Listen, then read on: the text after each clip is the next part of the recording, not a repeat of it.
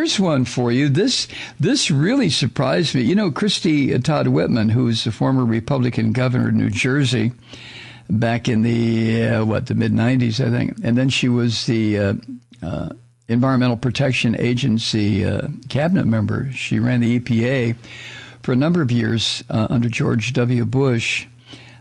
She's the type of Republican, while I disagree with her basic approach to government on a fundamental level, Christy Todd Whitman was someone that I always felt like, gee, I'm glad Republicans are like her.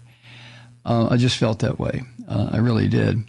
And then we have Miles Taylor. He was in the Department of Homeland Security for a couple of years during the reign of the filthy pig Donald Trump.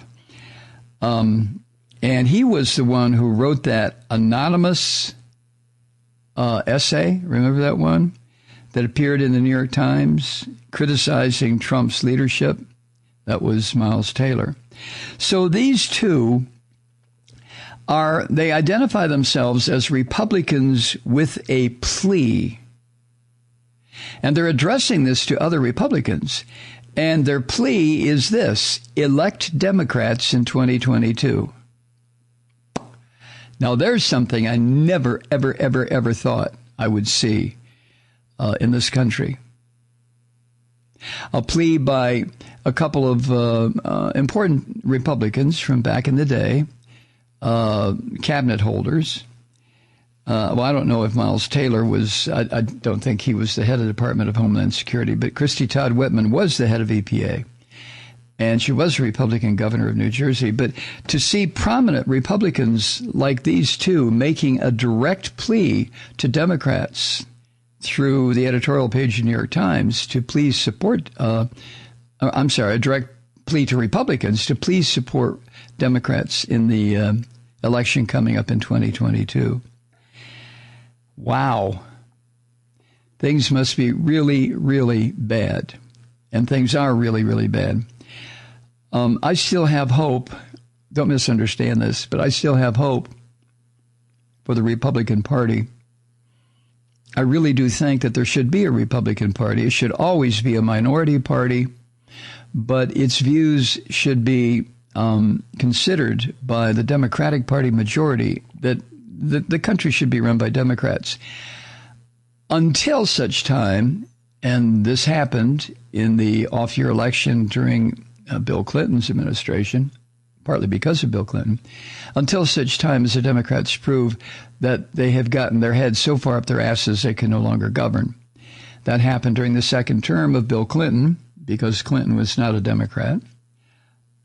He was a Rockefeller Republican, if you know what I mean. And I mean that literally. So as a result, the Republicans won the House. What was it? The 1994 election? Is that when it was? I think it was 94.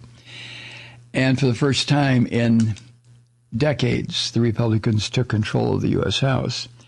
And it was because the Democrats proved that they just were incapable of governing any longer.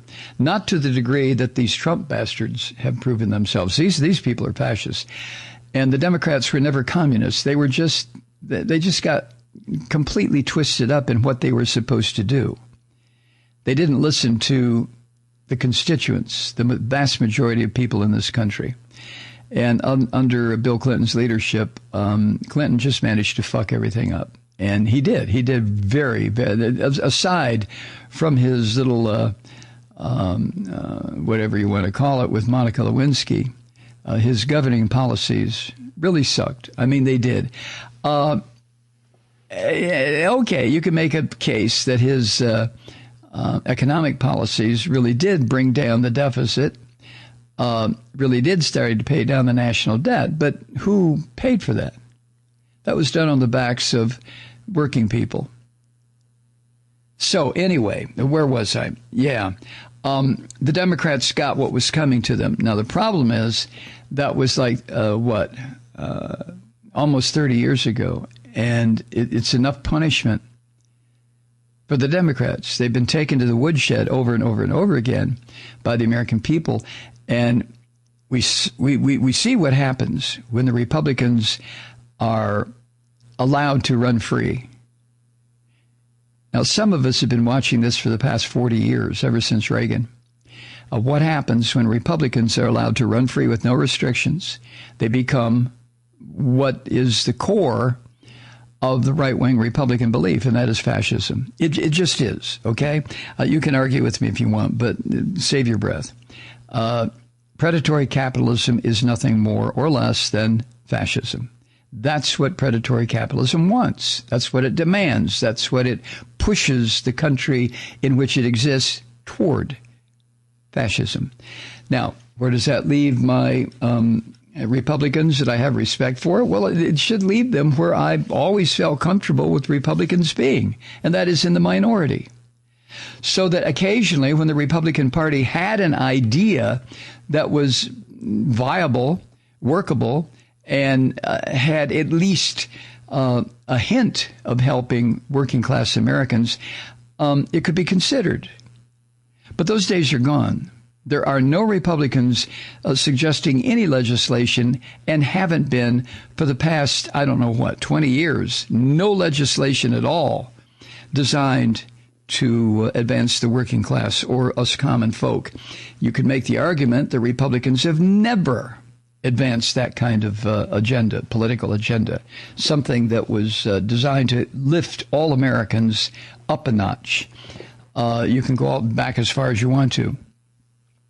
But anyway, without getting myself into an argument with myself, there are Republicans that I respected over the years. There just were. And again, the qualifier on that, as long as they stayed in the minority. But here are Republicans that I could have respected asking their fellow Republicans to abandon the party and vote for Democrats. Holy shit. Makes you wonder what happened to the Republican Party. Well, I've been talking about it for a couple of years now. Well, longer than a couple. The Republican Party doesn't exist anymore. And what Christy Todd Whitman and Miles Taylor are asking their fellow Republicans to do is to acknowledge, although they don't say this, to acknowledge that the Republican Party has become a sewer of fascism, and that anyone who aligns himself with the Republican Party through their votes is aligning himself or herself with fascism. And you can take your pick of which kind. Is it German fascism? Is it Italian fascism? It really doesn't matter that much. Fascism is fascism. So Miles and Christy Todd Whitman put together an essay in the New York Times, and they mentioned that after Trump's defeat by Joe Biden, there was a measure of hope among Republicans that control of the Republican Party with this orange vomit off the main stage, that the control of the Republican Party would be up for grabs. And that the so-called pragmatists on the conservative side of the Republican Party would retake control. But that hasn't happened, has it? In fact, the Trump scum have a lock on the Republican Party, and I don't see it changing. And again, I constantly refer to the Republican Party as a corpse. It is. It's a zombie party. It does nothing except stagger around the countryside, making weird noises coming out of what used to be its throat. Led by, of course, the zombie in chief, Mitch McConnell, and Kevin McCarthy over on the House side. What a couple of assholes those two people are. Oh, my God. So the political extremists and the zombies not the political extremists, zombies. The zombies are dead.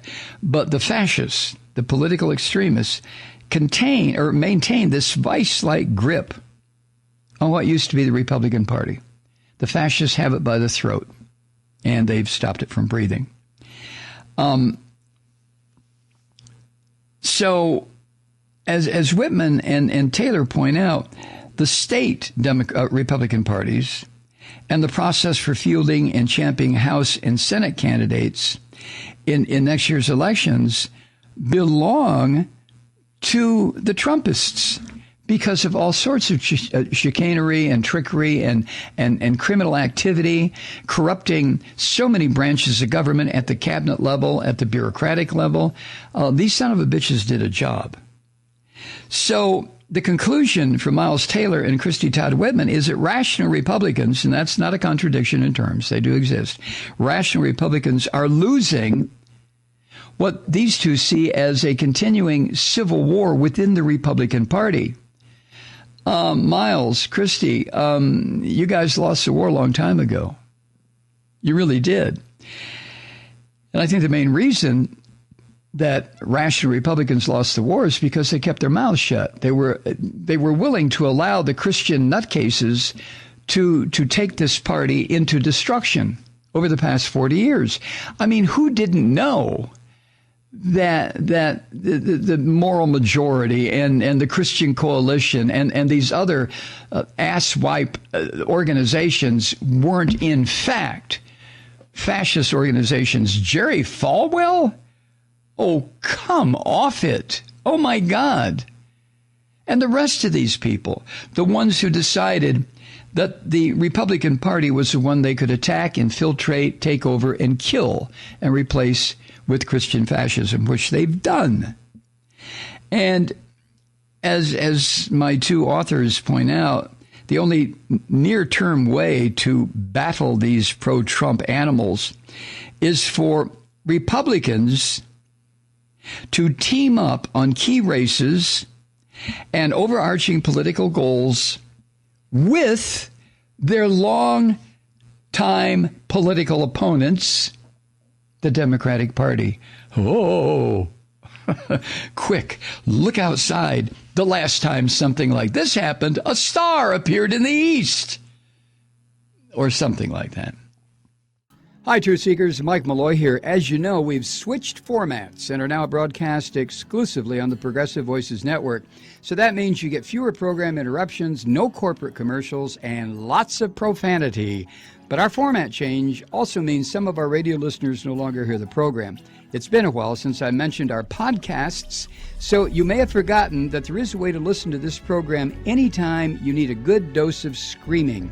Visit MikeMalloy.com and subscribe to our podcasts. As a podcast subscriber, you can download the program to your mobile device and take me with you wherever you go. And if you have a friend who needs a dose of truth-seeking, you can give a gift subscription as well. That's MikeMalloy.com, and never miss a minute of the uncensored fun and frivolity.